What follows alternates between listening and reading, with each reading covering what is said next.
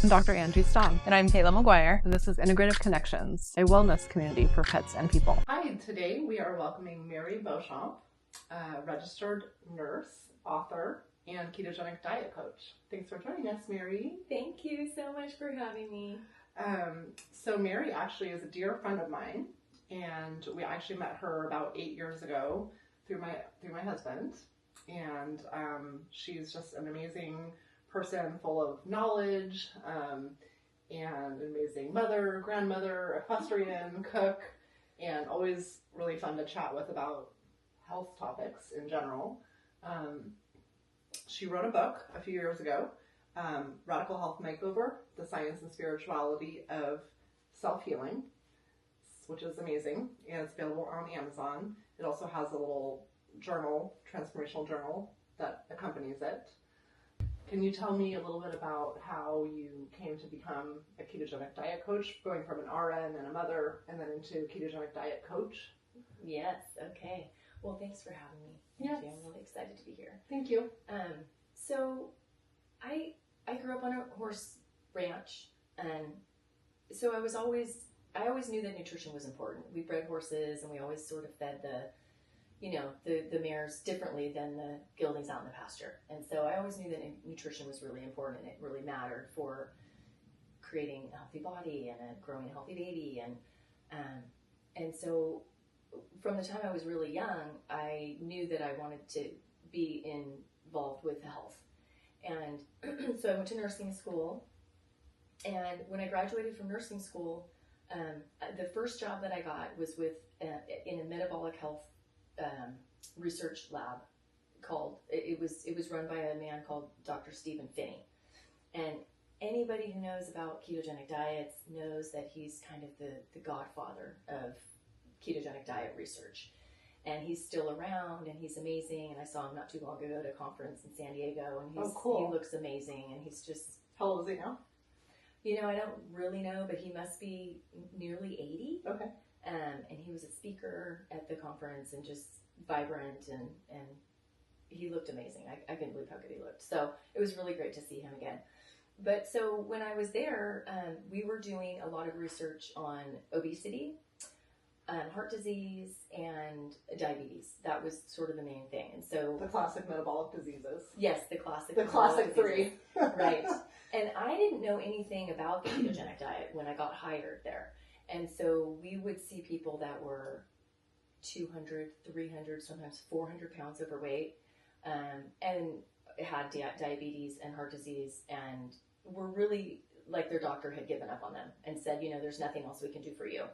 So good luck, basically. So they ended up at the clinic, and he would take them in, and basically we just walked them through a process of implementing a ketogenic diet.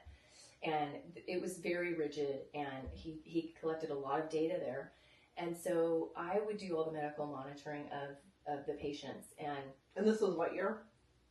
94. Okay, so this is way back. 1994. This is like in the Atkins era, where it was like bacon, eggs, coffee. Yeah. Don't worry about the seed oils; those are fine. Right. Like, just get the fat and the protein in, get out the carbs, right? Exactly. Okay. Yeah. Okay. And I was just so fascinated by the whole thing, because this was all new to me. Like, I didn't really understand how that would apply to me at the time. And it was at a time, like you said, when nobody had even heard of a ketogenic diet. Yeah. And the thing I like about the ketogenic diet is that it wasn't invented by a human. It's simply the result of our own genetic programming, right? So it's something that's wired into our DNA, and our body knows exactly how to do it. In ancestral times, we would naturally go through ketogenic periods of eating, right? Right. We would gnaw on a piece of meat or some animal fat, because that's all we had. Exactly. Right? Yeah. Or we would go out and hunt the woolly mammoth, and we would eat as much as we could. And then we would go, migrate along the path to the next place. Or we may go back and eat more the next day. But we would eat to the point of being so stuffed. And then we would not eat again right away, Or maybe we wouldn't eat again until another animal was killed. And that could be days from then, right? Sure. So we were already doing ketosis and fasting. Exactly, just as a natural part of our lifestyle. Right.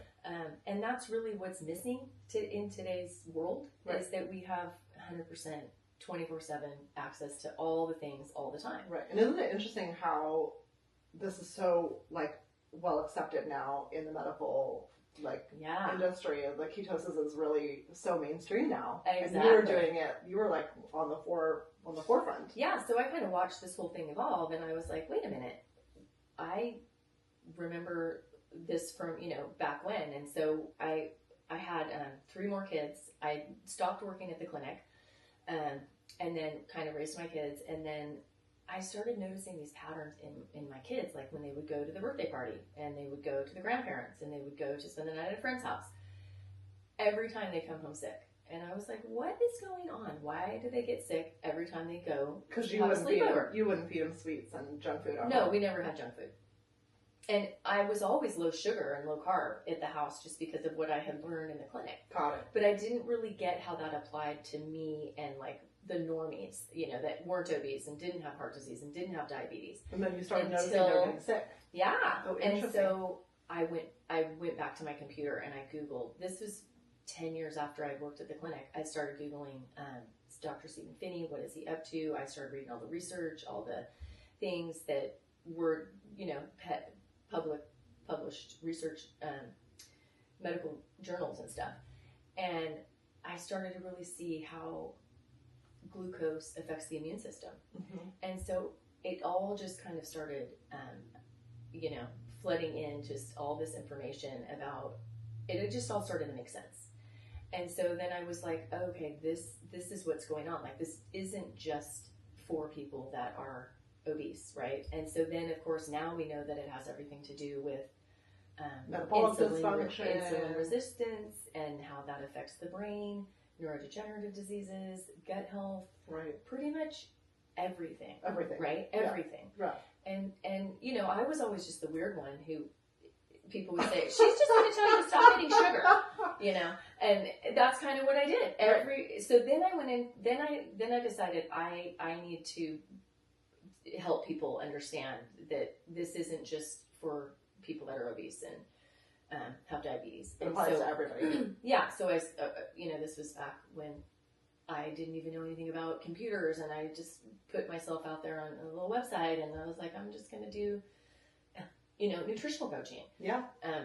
But again, then it was, I just became the weirdo who was like, she's just going to tell you to stop eating sugar. And, she tells everybody that. And I'm like, okay, it's true.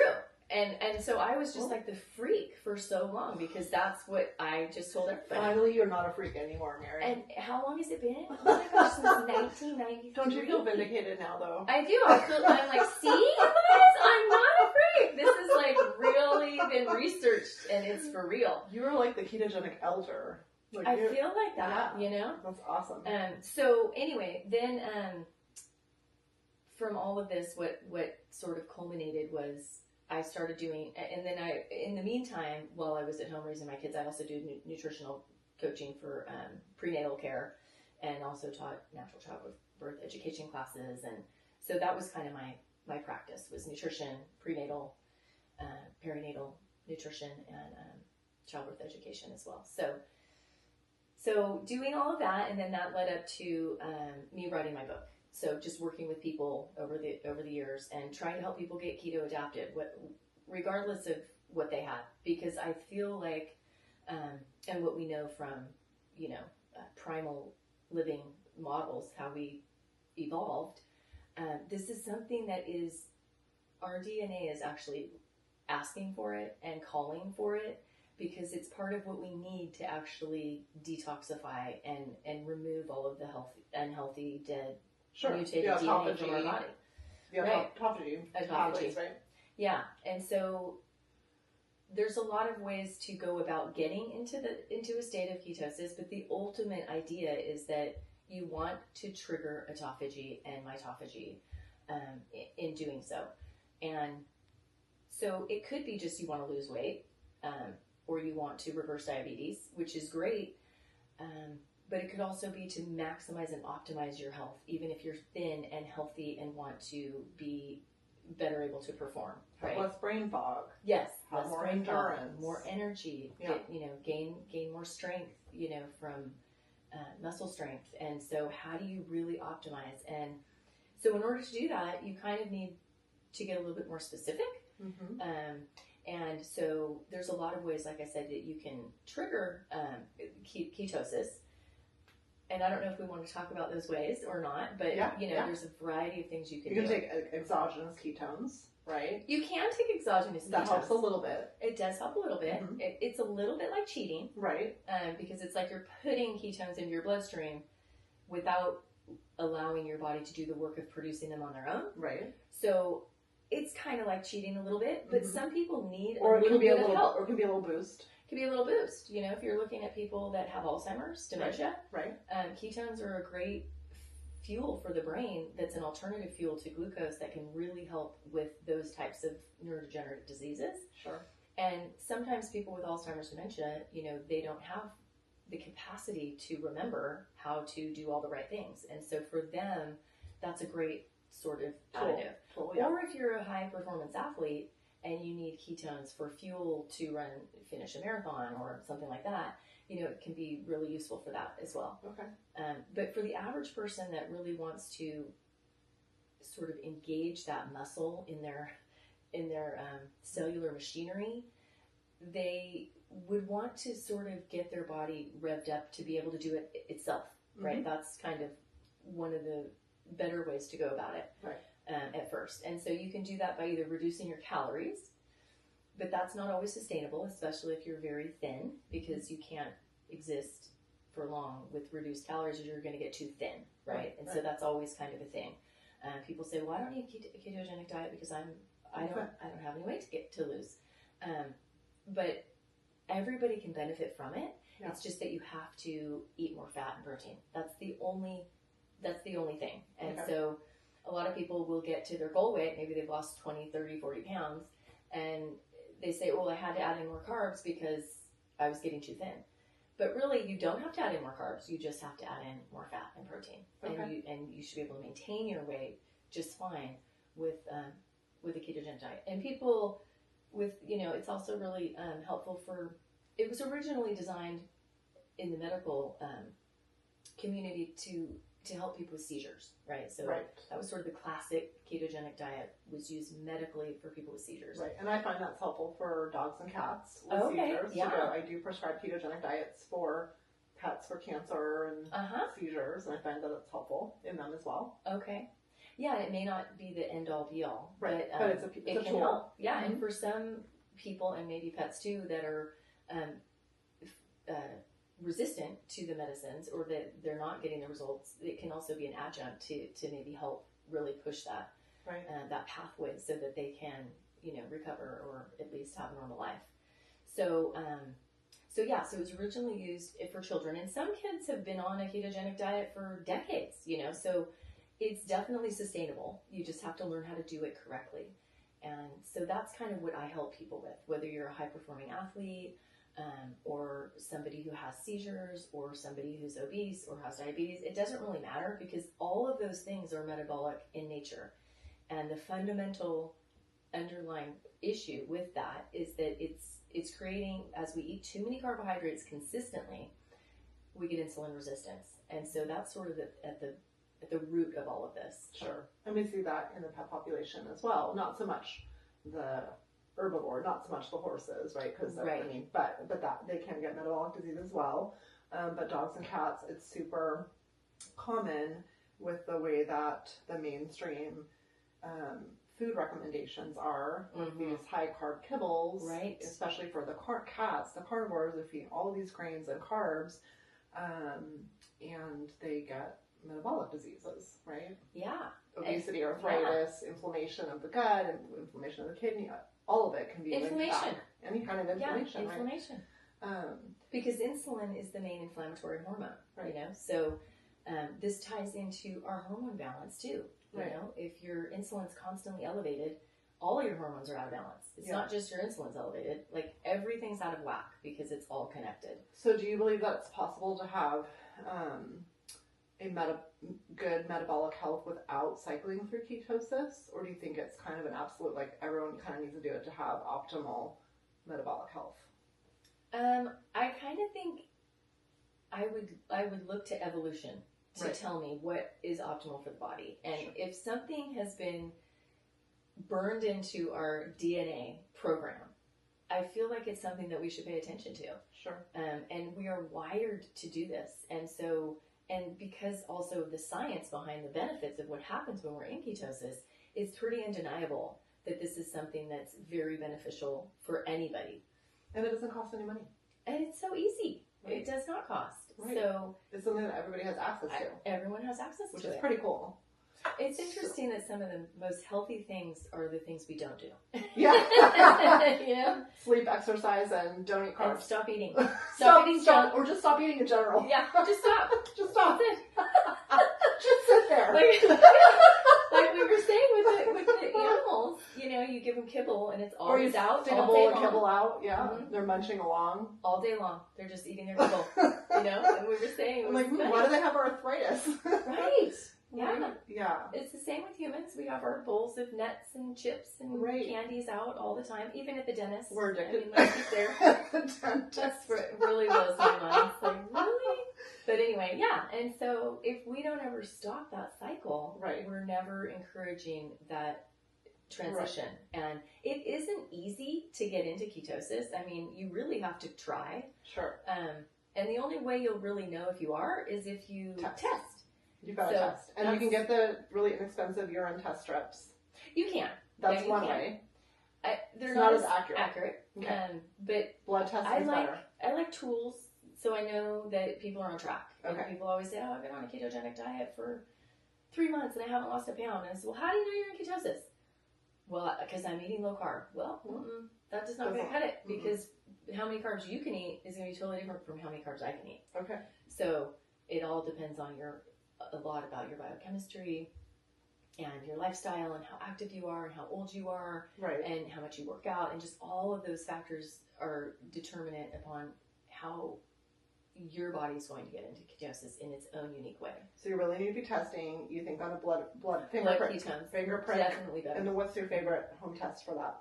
I don't even know if it matters so much. Okay. But We can just research. that you It doesn't really matter. can get them on Amazon. They're Okay. fairly inexpensive. They're very inexpensive for less than $100, and you really want to have that. And then you really want to have the blood versus the urine, Yes. ideally. Yeah. Okay. Yeah. You And then how often do you need to be testing per day? Well, it depends. I mean, I think it's kind of a tool that you can utilize until you figure it out. Until you And know what then it you feels really like. don't need the tool anymore. Okay. But that could take 6 months. It could take a year. Okay. For some people, it's a couple weeks, and they're like, okay, I got this. Like, I do the same thing every day. I test my ketones once a day. I know this is what they're going to be. Once things get very predictable, then you don't need the tool anymore. But Okay. in order to get that feedback about how your body's reacting and responding to the carbohydrates you're eating, you need a measurement. And Yeah. it's also inspirational. It really gives people a lot of inspiration and hope and, you know, just positivity about, okay, this is working. You know, I'm going to keep doing this. And so it's great to have a little something to tell you you're like going the right direction. Sure. And if you were wanting to know, you know, just some quick lab tests to check your metabolic health, you'd want to look at hemoglobin A1C, and you have your optimal ranges in your book that you talk about, which is 5.2 to 5.5 would be Right. optimal, even though the lab normals are a little higher. Correct. Right? Yeah. So if you're at 6, your doctor says, oh, you're fine, Mm-hmm. you've still got some issues, right? Yeah. Yeah. And so this is about the individual really taking control of their health and really taking it upon themselves to say, okay, even though to check your labs, don't just go in and listen to your doctors tell you Right. everything looks fine. Right. No, you want to say, I want a copy of my labs. I want to see them all. Yeah. And I want to know the numbers, because otherwise you're putting your faith into somebody who maybe doesn't have the same parameters Sure. as that is what optimal health is. So because what they're doing is they're testing a population of people that isn't healthy. Right. So they're testing maybe obese people with Metabolic disease. metabolic disease. Standard American Exactly. population. Exactly. And so you look pretty good compared to them. Sure. And so you're fine. Sure. And so, yeah, you really have to take it upon yourself to get these numbers and learn them. And it's not hard, but you can gain a lot from doing these tests, and even some of them aren't done as a standard procedure, right, or practice. You might have to ask for them. So definitely ask for a hemoglobin A1C or an HbA1c. Okay. And then Fasting also insulin. Fasting insulin, yeah. And even a C-reactive protein, a high sensitivity, HSCRP. Okay. Is good. And fasting insulin should be what, under 5? Yeah. Under 5. And then what about the C-reactive protein? So you want a high sensitivity C-reactive proteins called HSCRP, which really is giving you an indication of the level of inflammation in your body. Okay. And that's something that's not normally tested. So you'll want to It's different from a regular C-reactive. ask.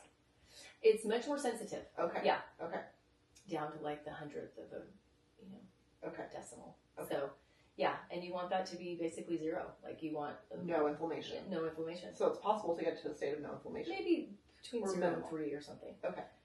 Okay. So yeah, it is. And you'll typically see them 20, 30, 40, 50, 100. Wow. So, Wow. and again, insulin is the main inflammatory hormone. So if you have inflammation anywhere, whether it's joint pain, headaches, you name it, I don't know, we could go on and on about that, but pain, any kind of pain, Right.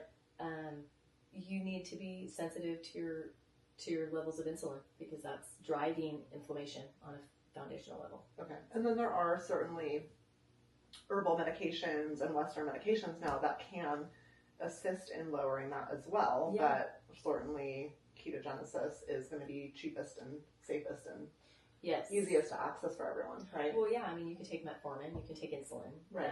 But there's also some interesting new things that are available. Like, for example, one of the things I've been really enjoying is called inositol, and it's actually a sweetener. I mean, it's not a sweetener, but I use it as a sweetener. Okay. And it's something that can help bring down your blood glucose, and also allulose is a new kind of alternative sweetener. Okay. It's not a sugar alcohol. I don't actually recommend sugar alcohols because they're very hard on the gut. Okay. But this is a sweetener that is great for baking. There's been a ton of research done on it, and a lot of the doctors that I follow, they all really have consistently said that there's nothing wrong with it that they can find. Allulose. So, allulose. Okay, Yeah. interesting. I've I've never been heard using of it for baking Wow. and all kinds of fun desserts, and so Okay. it's not that you can never eat sweets again. Right. It's just once you get everything kind of under control, then you can add back in, things slowly and Sure. and see how your body feels, really. And then you don't recommend then staying, you don't want to, the goal is not to be in ketosis 100% of the time, right? Is it recommended to kind of cycle in and out? Is that what you're... It depends on what your reason for doing it is. Okay. If you have glioblastoma, brain cancer, Something really aggressive. you may need to be in like a high level of ketones all the time. Okay. Or an aggressive cancer of any kind anywhere in your body Sure. is going to be, activated by excess glucose, as we know. Yeah. So I would Same say thing for the animals. okay, Yeah. interesting. Yep. So I don't know why that would be any different, Right. really. Right. It's one of the food sources for the cancer cells, right? Yeah. Yeah. So I mean, it depends on if you have seizures. People with seizures, the minute their blood glucose goes up, they're going to have a seizure. So, Sure. But if you're just working on a normal person working on metabolic flexibility and metabolic health, then it's okay to kind of cycle in and off. yes. To some extent. And I would say that if you are at your ideal body weight, Mm-hmm. if you are, there's certain people who probably shouldn't be in ketosis all the time. If you're pregnant, if you're breastfeeding, if you're underweight, if you have any eating disorders, anorexia would be a good reason not to be in ketosis. Okay. And yeah, people who would want to be in ketosis, I mean, if you're a little bit more in a fragile state, if your weight is like you don't have much weight to lose, right? So you'd have to be pretty particular. You really have to track not only your ketones, but probably your carbohydrate intake, your protein, and your fat intake. Make sure right? you're getting enough Make calories. sure you're getting enough. Yeah. Because of course you can just stop eating and you'll lose weight, but that's not sustainable, right? Right. And if you can reduce calories and you'll lose weight, but that's not going to promote muscle growth and hopefully sustain your muscle mass that you have. Yeah. So you do not want to lose muscle. So it can get a little bit tricky, but once you work through it and you see how your body's responding, and you start tracking things, and there's minimums. You want to have a minimum amount of grams of protein per day. And if you're growing, protein. If you're older, you need more protein to maintain your muscle mass. That is a huge piece of prevention and long-term wellness for aging is not to lose muscle mass. Right. That's what I'm learning now as an aging person. Yeah. It's like, okay, how do I build muscle mass and how do I maintain the muscle mass that I have? Right. So if you're fasting, if you're over fasting, you are going to lose muscle at some point, potentially. So you don't want to dip down into that zone where you're. So it's a balancing out. Yeah. So yeah, cycling in and out, I think, is probably optimal for people that want to maintain optimal health. Sure. Yeah. And muscle. And muscle mass. Mm-hmm. Yeah. So when I've tried to go, I've certainly played with ketosis because I understand the benefits, and I always feel so bad. Okay. So it makes me feel so terrible. I get grumpy, I get lightheaded, I have no energy, and I know there's like the whole keto flu, which is like the toxins that are getting released in your body trying to switch over. So how do you prevent that or avoid that, or is there a way to avoid those challenges? There is. Maybe not 100%, but there's a lot of there's a lot of little tips and tricks you can do. So and they're in your book? Not yeah, I think they're in my book. Yeah. So when it takes about a week to actually shift your metabolism over from burning carbohydrates primarily to burning fat as a fuel source and producing those ketones, right? As the byproduct. Ketones are just a byproduct of fat metabolism. So you're either going to be burning your own body fat, or you have to eat a lot more dietary fat. It's one of the two. Mm-hmm. If you don't have any body fat to burn, your body's going to start taking your muscle, right? So it can be kind of tricky. But so in that week's period of time, it's kind of like the machinery in the cells is a little bit rusty. Because we haven't really asked our body, a lot of people ever, to do this. Babies do it all the time. They're in and out of ketosis all day long, and they're adapted, and they don't have any issues with it at all. But we haven't, maybe since we were infants, ever been in ketosis. So it can take a little bit of time to kind of get that motor going, and it doesn't always feel good because you're kind of making that switch over. And so there's a difference between getting into ketosis and becoming keto adapted. Okay. It takes about 6 weeks of being in ketosis 100% of the time to actually become keto adapted. Wow. And I don't think I've ever done that then. Yeah, that's really not easy to do. And you wouldn't know it unless you were testing every day to make sure that you never came out of ketosis. And at that point, like when you're talking about a high, a performance athlete, for example, they want to be keto adapted before going into, let's say, an endurance run or something like that, because you don't want to go through that adaptation phase while you're doing an event. Right. You want to be already adapted so that you can fuel your body with fat, and you're going to actually get a lot further than you would if you were fueling with glucose, right? Yeah, because you're not going to bonk. You're not going to have that shutdown or that sugar crash. Sugar crash. So to avoid that, you want to go into that kind of an environment already adapted. Okay. And that, again, takes 6 weeks. So when you're working with a high-performance athlete, that's really important. Now, if it's just anybody who's has a normal lifestyle, the window of time it's going to take depends on how rigorous you go for it, right? So you could do some like fasting for a day, maybe do water fasting for a day. That would much more quickly shift you over into ketosis. Otherwise, it could take up to 5 days, right? Okay. If you just reduce your carbs, well then how much do I reduce my carbs? Do I eat 100 grams? Do I eat 50 grams? Do I eat 20? And that's different for everyone, of course. It's kind of different for everybody, but in general, 20 grams or less is going to get you into ketosis within 3 or 4 days. Okay. Which is not very much. Yeah. So that's like not very much at all. Right. 20 grams of carbs is like vegetables. You're eating a salad, and you've probably already gone over the carbs just with the green salad. Right. If there's any nuts on the salad or a little bit of cheese, that's really going to just bump up your carbs. So, the quickest way to do it is really just having like meat and fat. So a ribeye steak. But the thing that's going to really help promote your wellness during that transition is salt. Okay. So Interesting. you really have to up your salt intake, even to sustain a ketogenic diet, Okay. because your kidneys become much more efficient at excreting salt when you're in ketosis. Okay. And this could also be something for animals as well, to have in mind, because I'm sure Add salt. If they're add going. salt. They need Interesting. way more salt. Okay. Yeah, you can even put salt in their water bowl Sure. if they don't If they mind drink it. Mhm. But definitely, I think salting their food is critical. Okay. And so it doesn't just mean salt your food. You have to literally drink salt water every morning. Really? Yeah. And the classic sign of keto flu is headaches, Uh-huh. General fatigue. Right. And that could just be electrolyte. grumpy. That could be low electrolyte. Yeah, it could be electrolytes, but it's salt. It's salt. I mean, you need electrolytes too. I would recommend you add electrolytes, Particularly sodium. but sodium. Okay. Yeah. And chloride. And honestly, yeah, sodium chloride. You need a teaspoon at least in the morning Wow. in your water. I still Oh my drink. gosh. I'm not always in ketosis, but I always Drink your salt water. a teaspoon of salt water Okay. every morning. Okay. And Yeah. do you do like the Redmond sea salt, or is there a Yeah. particular brand that you like? I like Redmond's. Mhm.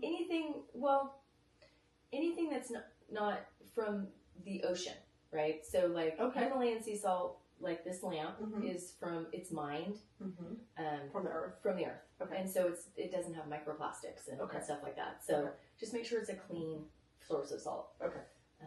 Yeah, Himalayan sea Interesting. salt's good. Interesting. Okay. So, So you need up the salt, Yeah, you need more electrolytes. You need more salt. and that will help you avoid that feeling so bad. Yes, definitely. Because a lot of times it's just not enough. Your kidneys aren't able to excrete properly without the salt. I think that you get dehydrated, and Okay. that's the reason for the headache. Okay. Right? And so, I mean, that's true for anybody anyway. If Yeah. you're out in the desert Sure. and you get a headache, you need salt, some electrolytes, and some salt water, right? That's usually like going to cure it right away, right? Sure. So, but it's Okay. kind of an ongoing practice. If you want to maintain your ketogenic diet, you want to definitely be mindful of your salt intake. Okay. And so on your website, which is ketogenicdietcoach.com, yes, Uh-huh.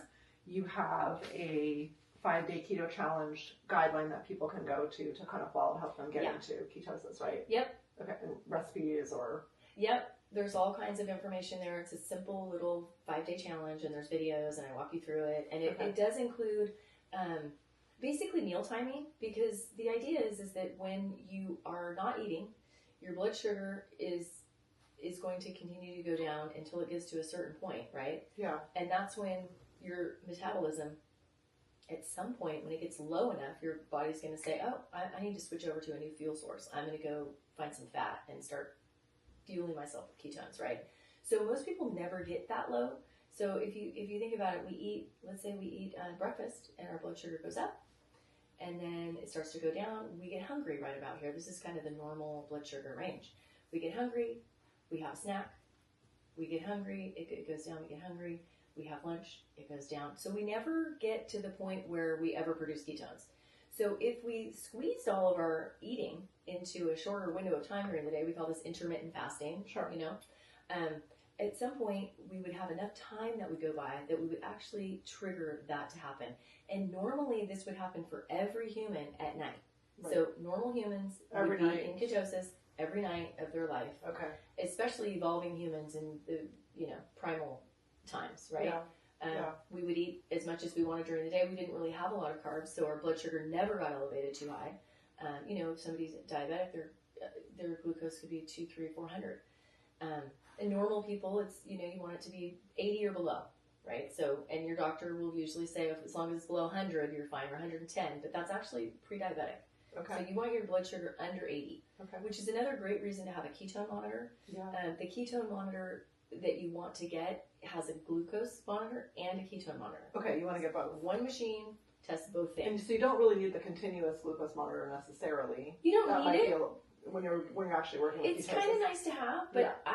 I don't think it's necessary. Okay. I mean, it's a great tool. You're going to learn a lot, especially when you want to integrate foods back in, like Right. say you've been in ketosis for a while, because you'll be able to say, okay, if I eat a piece of sourdough bread, my glucose goes up 50 points. If I eat a cup of oatmeal, it only goes up 30 points. So I'm going to go for the cup of oatmeal. You know what I mean? So Right. it's a great tool for learning. Right.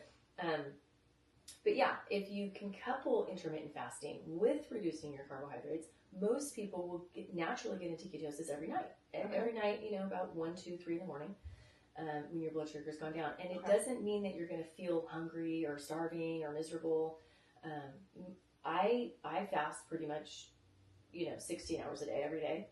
And you just get used to it. And the thing is, you're not hungry all the time, because once you start producing ketones suppress your appetite, so you don't feel hungry, which is one of the amazing benefits of being in ketosis, is that you lose that constant nagging hunger and craving for carbs, right? So the more carbs you eat, the more carbs you're going to crave, right? And the more carbs you're going to eat. So it's just a very vicious cycle. And once you break that cycle with getting those ketones in, you can really shift, your whole entire health picture. Yeah.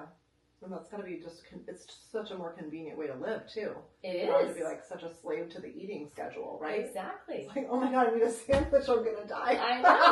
I know, it's true. Well, cats do that too. I mean, people that feed cats the high carb kibbles, right? They'll just walk around screaming for food constantly. Yes.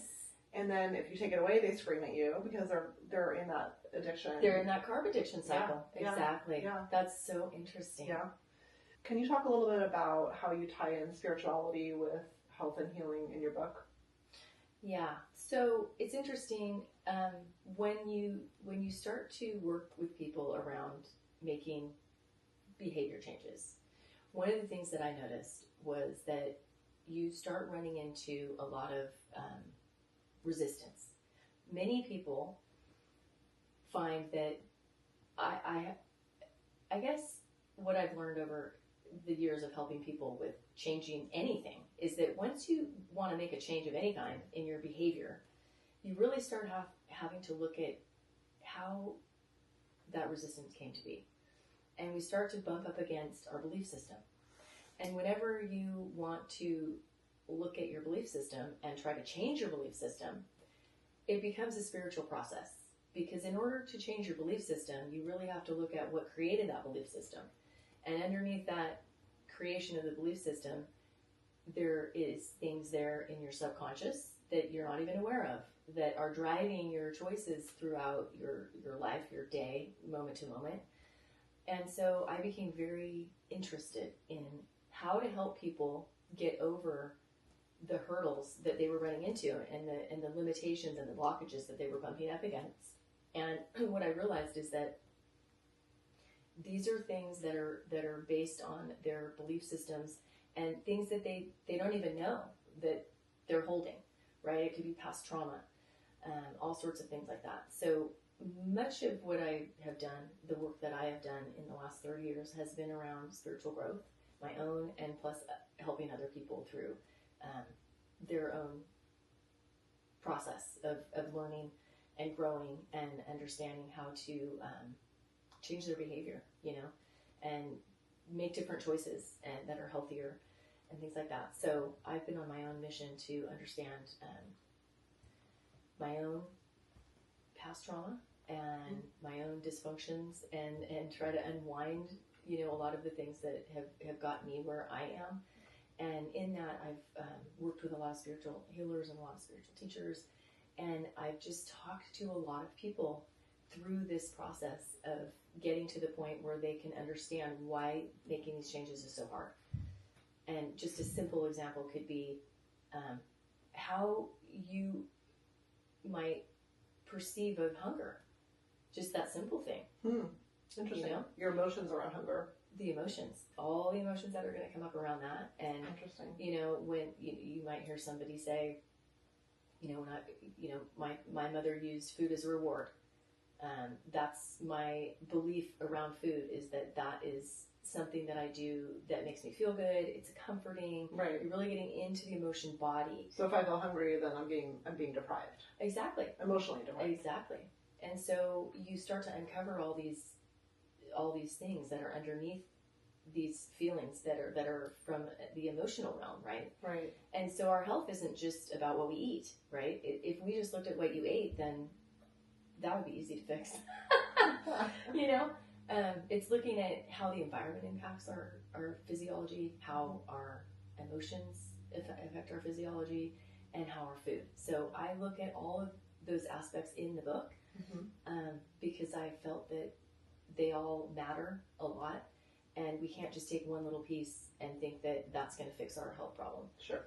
In fact, most of what triggers our genes to malfunction is some kind of stressful event or environmental toxicity, right? So it's a stressor in the environment, it's an emotional stressor, or it's a dietary stressor. Okay. And all of those things are linked. And so, yeah, if you look back at people's history of when did the cancer start? When did the, this or that start? It's always tied to an emotionally triggered event or an environmental trigger, Okay. or a dietary trigger. So to look at just one aspect I feel is incomplete. Yeah.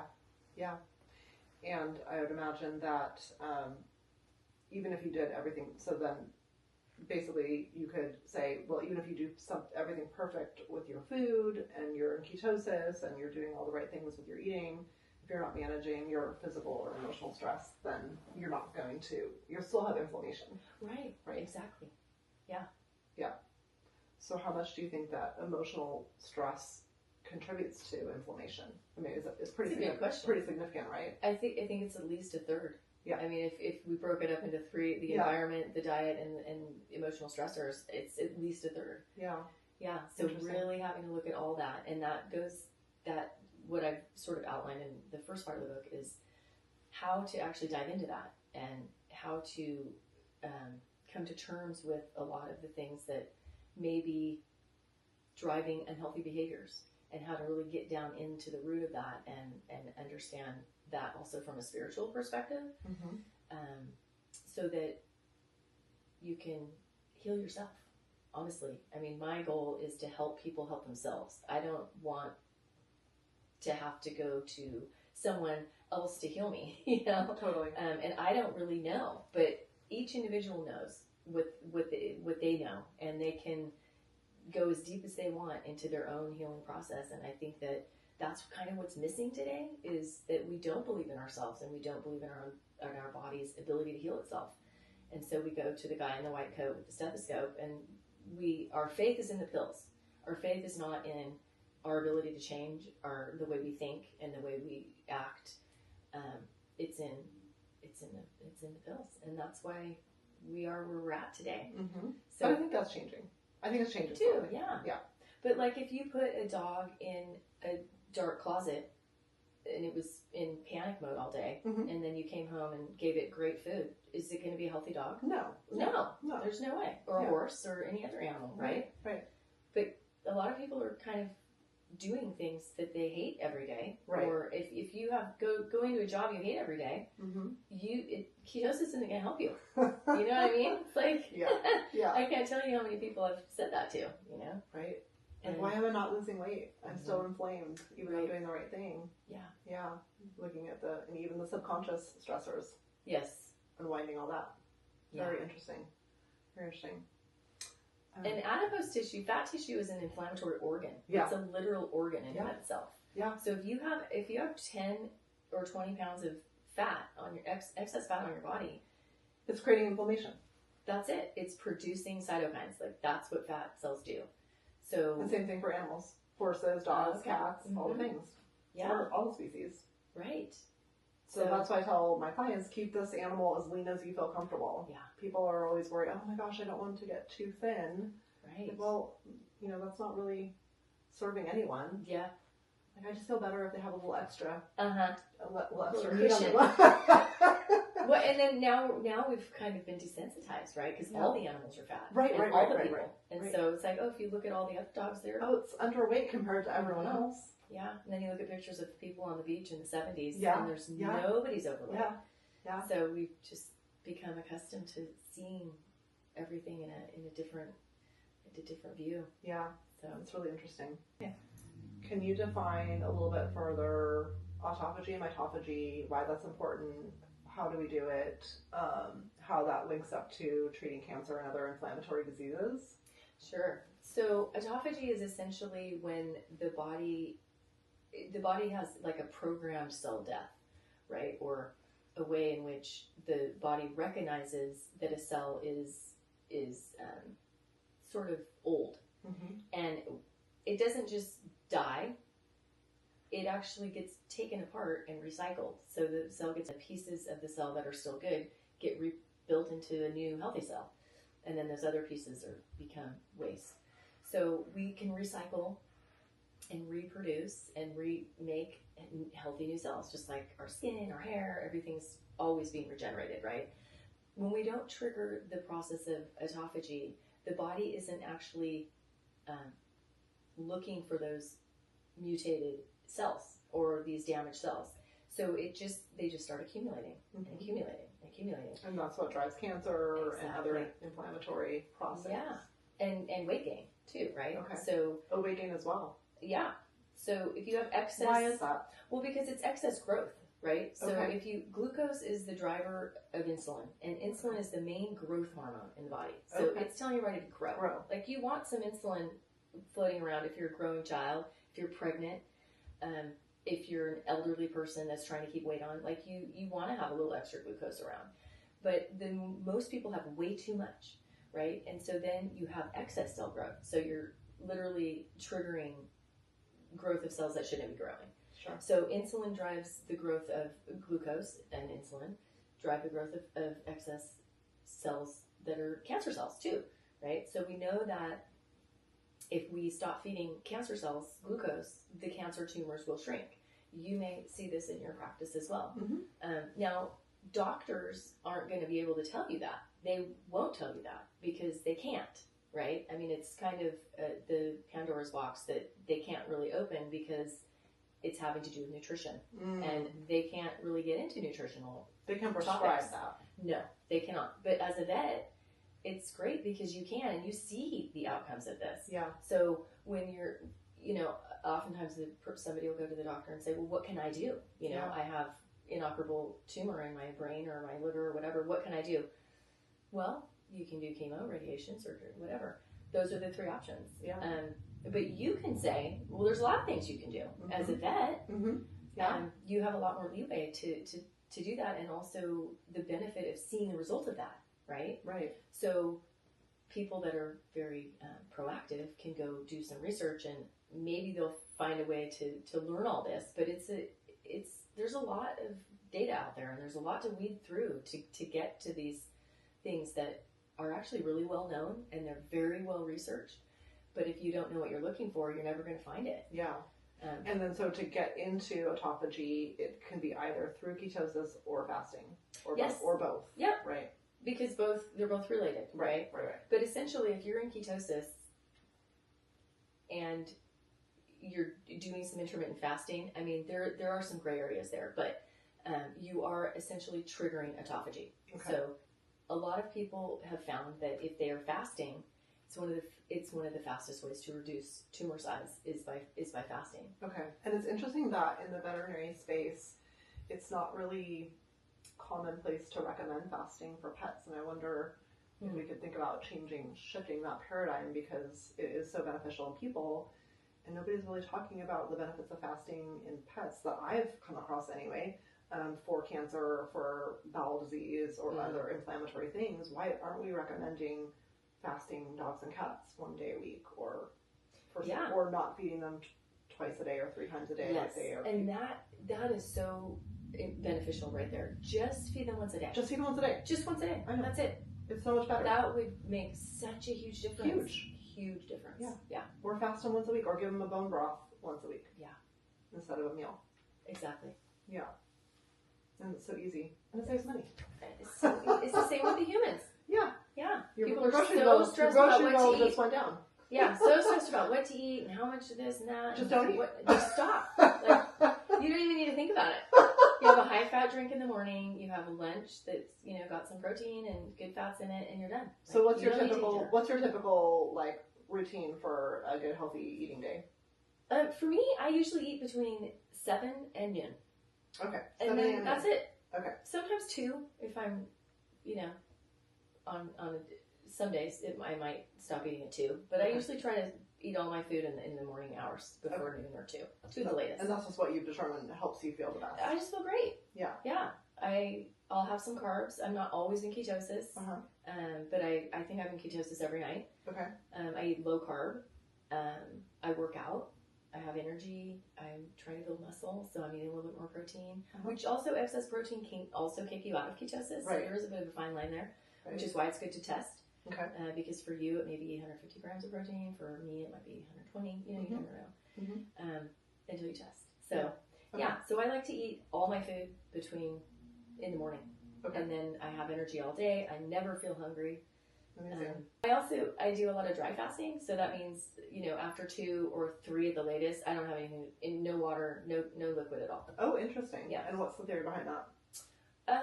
I feel like it helps me sleep a lot better. Okay, you're not getting up to pee in the night? Yeah. Basically that. Yeah. And I don't know what else. I feel like it just helps me not to feel hungry. Interesting. Yeah. I mean, I've tried a lot of different things. I used to drink a lot in the afternoons when I was fasting. Right, the teas. Club soda, you know, sparkling water, teas, black coffee, whatever. But then I found that it almost triggers hunger. It like activates your digestive. Okay. Mine anyway. So you kind of have to play with that. So I just feel content. I don't have to get up in the middle of the night and go pee. And I feel like I'm not hungry and I just sleep better. Yeah. And, you know, that's one of the main benefits of ketosis is that you have more energy, you sleep better after that first week get through the first week. Yeah. But again, you don't necessarily need to be in ketosis all the time. Right. You know, if you break your ketosis in the morning, let's say you had egg and a piece of toast, you'd probably be back in ketosis by the early evening anyway, if you didn't eat more carbs the rest of the day. So if you're going to eat carbs, eat them in the morning. Okay. Because you're going to burn them off. You're going to walk around, you're doing things.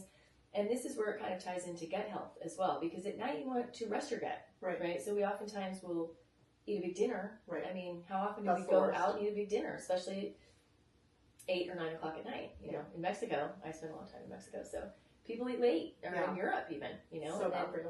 You're going to go home and go to bed. It's like putting your foot on the gas pedal and your foot on the brake at the same time. Yeah. And you're just revving up your engine, telling your body, okay, it's time to make a bunch of energy now. And then your body's saying, no, it's time to actually rest, fall asleep, and digest your food. And so I think it's, for me, what works best is to not have a bunch of food in my gut when I'm going to sleep. I just feel so much better and I sleep so much better, because when you are sleeping, that's when your body's healing and doing all the things it needs to do to clean up and clean out your, you know, all the cellular debris in your brain and in your gut, everything. All the waste is getting kind of swept up.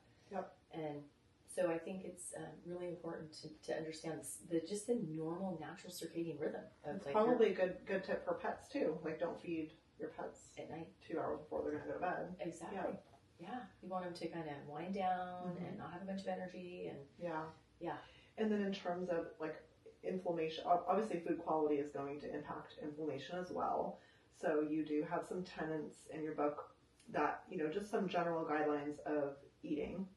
So it's no seed oils, or limited seed oils, of course, because those are going to be more inflammatory to your cell walls, right? You're going to weaken your cell walls, integrate your cell walls, and then that's going to cause oxidative damage, and then more stress and more inflammation, right? So that's a big one. Like, you can be in ketosis, but if you're doing ketosis with seed oils, that's probably not so good. Yeah, so let's just clarify, seed oils are industrialized, manufactured oils that have been processed. So canola, soy, vegetable, corn. Yes, exactly. Right. And probably a lot of that's in pet food. A lot. Yeah. Especially the big pharma, you know, the big brand kibbles.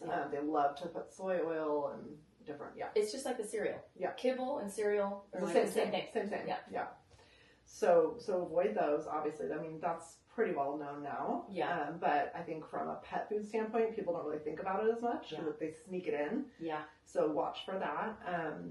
And then you're a big Weston Price kind of nourishing traditions, kind of foundational ancestral diet person. So animal fats, animal proteins, animal organs should be included in the diet. If you don't want to eat organs, maybe get some powdered organs or capsules, supplements, grass-fed liver capsules and whatnot. I mean, I have those for my patients too, if they don't want to feed them. Or we have freeze-dried liver treats, freeze-dried hearts, all kinds of different organ treats that are really nice. And then a lot of the big like raw food companies are putting organs in their meat blends. So that's really nice, because those are sort of the nutritional powerhouses, the nutrient density of vitamins and minerals and all of that. Yeah. We reduce, of course, your excess carbs. That goes into the ketosis and the glucose discussion that we had.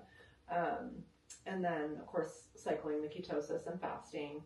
And then maybe touch a little bit about, I know you don't go into this as much in your book, but kind of thinking about avoiding plant toxins, because one of the things that I see in the veterinary space and in the kibbles is like, well, they've grain-free kibble, so they've taken grains out because they discovered that a lot of animals were getting symptoms of inflammation with all the corn and the wheat.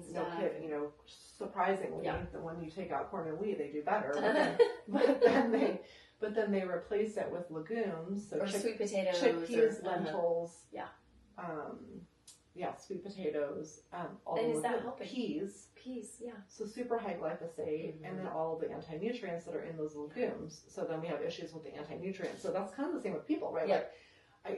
How do you there are some healthy levels of vegetables that we need to include in the diet, but then we can't go overboard with those either, because there are natural toxins in plants. Yes. And certain ones are worse than others, and that's a whole discussion rabbit hole. But I mean, do you have any just general advice about that?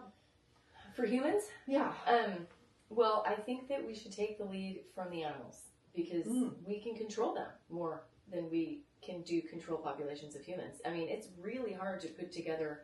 They used to do them in mental institutions where they would segregate people because they had control over what they would eat. But it's not really ethical. Like, doing an ethical dietary study is very difficult, because you're changing somebody's, what they eat, and if they're in an institutionalized environment, it's just, anyway, it's hard. It's hard to get a good nutritional study. Yeah. But animals, I mean, so what you're saying is that you're finding this is the inflammation, is it helping the inflammation to go to the legumes and the other things as opposed to the grains? In some cases, it appears to be initially, but I do have concerns about it, and I think that the legumes in general have certain anti-nutrients that can block taurine absorption, and they're also high glyphosate crops. Chickpeas are super high glyphosate, so are peas, so I have concerns about that. I mean, the same thing's happening with humans. So you eat these anti-nutrients, they're basically binding to all your nutrients and excreting them. Right? This is what oxalates and all these other chemicals that are part of the plant's defense system is there to defend the plant from predators, and they get into our body, and we can't absorb them, we can't digest them, we can't break them down. So I would go for low oxalate vegetables. Okay. That would be more like broccoli, asparagus, cauliflower. Sure. Things that aren't green. Right. Really, not the leafy greens, spinach. And nuts, seeds, legumes. I mean, they're all seeds. Right. Those are all seeds of plants. Right. They're all very, very high in these anti-nutrients and oxalates. Yeah. So it's very well known in like the autistic community that those children react horribly to these foods. And that's like the Natasha Campbell McBride, the GAPS diet, right? Exactly. She studied that with putting these different behavioral, brain inflammatory neuroinflammatory conditions on meat and vegetables only, and broths, and these patients do way better. Yes, some of them even can completely reverse their. But she starts out with just broth and meat, and then she slowly introduces a little bit of plants, but certain plants, the low oxalate plants. Yes, exactly. Right. And I have a whole protocol that kind of goes into that as well. Okay. That's on my website too. It's a gut healing protocol that you can find on Ketogenic. Oh, great. Okay, great. So it starts out with basically you're getting into ketosis, and you're also removing all the inflammatory plants. Okay. Because you could eat salad all day and get into ketosis, but you're still triggering the inflammation. If you have gut issues, you're not going to be able to digest those raw things. And of course, animals aren't supposed to be eating.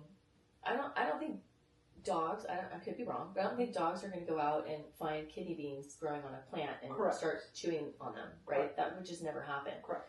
So essentially they're carnivores, which people are too. So what we're seeing is that these oxalates, if you look at them under a microscope, they're shaped like shards of glass, right? Mm-hmm. And so they have like a magnetic draw to the minerals in our bones, right? So they're collecting and they're concentrating in joints, which is, causing lots of pain, bursitis, hip, bone on bone. It's like what's in there is grinding away as sandpaper. It's oxalates. Wow. And they also deposit in the kidneys. They're, classic kidney stone is made of oxalates.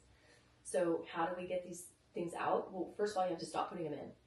And it does take time for them to build up. So it doesn't surprise me that a dog that went from this diet to then eating more legumes, it's going to take a while. Right. So, it was okay initially on it. Yeah. Right. Oh, they look better. They're not as inflamed. Well, give them a year or two, and it's the same thing's going to happen. It could even be worse because it's really hard on the kidneys. Right. So with people, and dogs, stop putting them in. And then there are ways to try to detoxify from them. Lemon juice is a simple something that helps to break them down for humans. So with your salt water, put a little lemon juice in there. Okay. So that is an acid that will help break them down. And they also destroy your bones. They destroy your joints. They're really bad on the body. And so go easy on them.